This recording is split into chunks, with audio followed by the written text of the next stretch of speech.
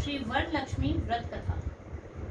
शौनकादि महर्षियों को संबंधित करते हुए सूत महामुनि ने ऐसा कहा, हे महर्षियों, स्त्रियों को सर्व सौभाग्य प्रदान करने वाला एक व्रत है जिसे शिवजी ने पार्वती देवी को बताया।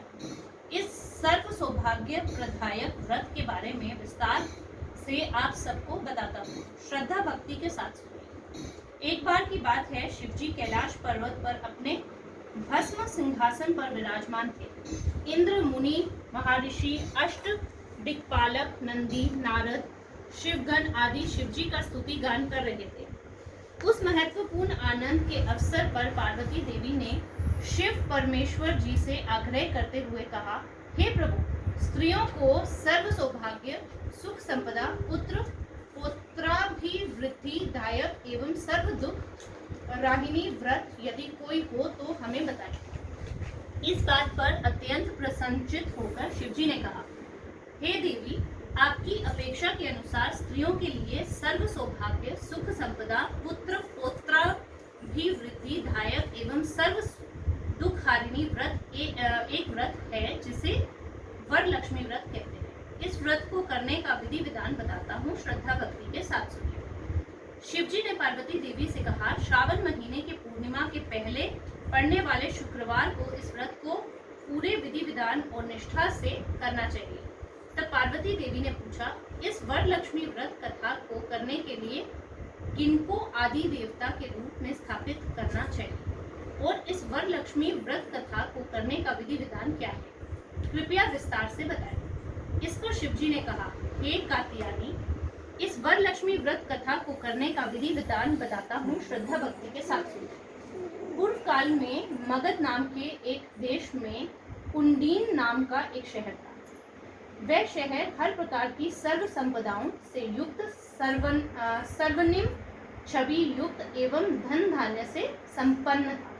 उसी शहर में चारुमती नाम की एक ब्राह्मण स्त्री रहती थी। वह काफी गुणवान, विनयशील, अनुशासन प्रिय एवं भक्ति प्रिय स्त्री थी। वह प्रतिदिन प्रातः काल में उठते ही पति के चरणों को प्रणाम करती थी। फिर अपने दैनिक नित्य कर्मों से निवृत्त होकर अपने घर के अन्य कार्यों को पूरा कर सास ससुर की सेवा करते हुए हंसी खुशी अपना जीवन जी रही थी। श्री वरलक्ष्मी व्रत कथा की आदि देवता श्री वरलक्ष्मी देवी ने एक रात चारुमती को सपने में दर्शन दिया और कहा, हे चारुमती, मैं तुम्हारे पतिव्रता धर्म, परिवार एवं सास ससुर के प्रति सेवा भाव से बहुत प्रसन्न हूँ। आने वाले इस श्रावण महीने की पूर्णिमा से पहले आने वाले पहले शुक्रवार को मेरी पूजा करो। मैं तुम्हारी सारी मनोकामनाएं पूरी करूंगी और मनवांछित फल दूंगी। ऐसा कहकर श्री वरलक्ष्मी देवी अंतर्ध्यान हो गई। चारुमती अत्यंत खुश होकर वरलक्ष्मी देवी को बार बार प्रणाम करते हुए कहने लगे कि हे देवी, ये मेरे सत्कर्मों का ही फल है जो आपके दर्शन हुए। मेरा जीवन धन्य हो गया। जिनके ऊपर भी आपकी कृपा होती है वे तो वैसे ही सर्व संपन्नवान जीवन जीते हैं। प्रातः उठकर चारुमती ने सपने में आकर श्री वरलक्ष्मी देवी के दर्शन और उनकी कही बातें अपने पति, सास ससुर व अन्य परिजनों को बताई। चारुमती के पति, सास ससुर व अन्य परिजन इस बात को सुनकर अत्यंत प्रसन्न हुए और चारुमती को श्री वरलक्ष्मी देवी के व्रत को विधि पूर्वक करने की सलाह दी। ये बात पूरे शहर में फैल गई कि चारुमती को श्री वरलक्ष्मी देवी ने सपने में आकर दर्शन दिया और कहा कि श्रावण महीने की पूर्णिमा के पहले आने वाला शुक्रवार को उनकी पूजा करने से सारी मनोकामना पूरी होंगी। शहर की सारी महिलाएं श्रावण महीने में पूर्णिमा के पहले आने वाले शुक्रवार यानी का श्रावण शुक्रवार का इंतजार करने लगे।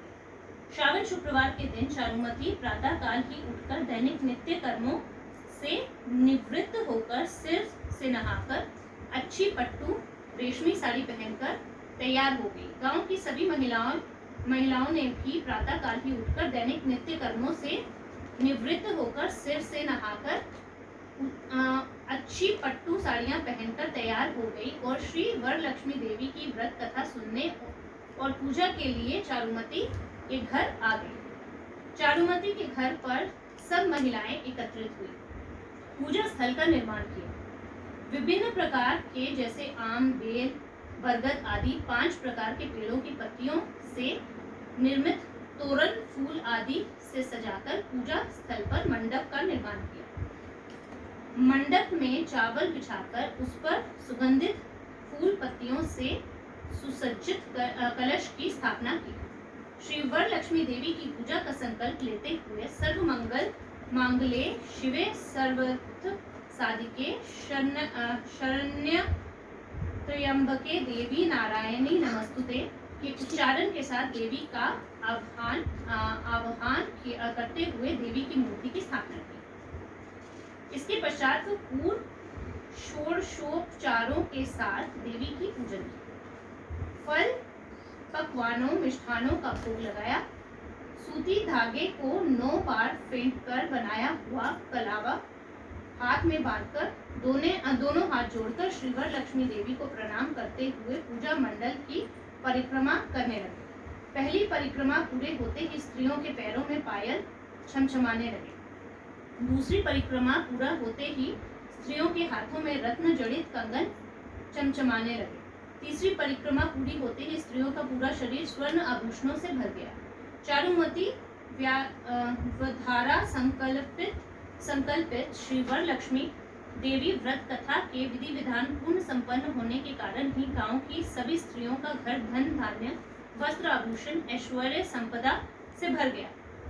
बहुत ही वैभव व राजकीय सम्मान के साथ सभी स्त्रियों को चारुमती के घर से उनके घर ले जाने के लिए अश्वरथ आए।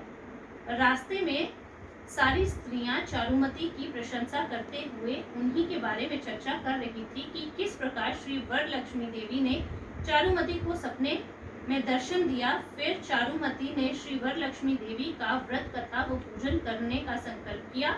इसका लाभ सभी को मिले, इसलिए इसके बारे में ग्राम की सभी स्त्रियों को बताना, फिर सभी से व्रत कथा व पूजा करवाया और जिसकी वजह से आज हम सब ग्रामवासी धन धान्य, वस्त्र, आभूषण, ऐश्वर्य, संपदा से परिपूर्ण हो गए।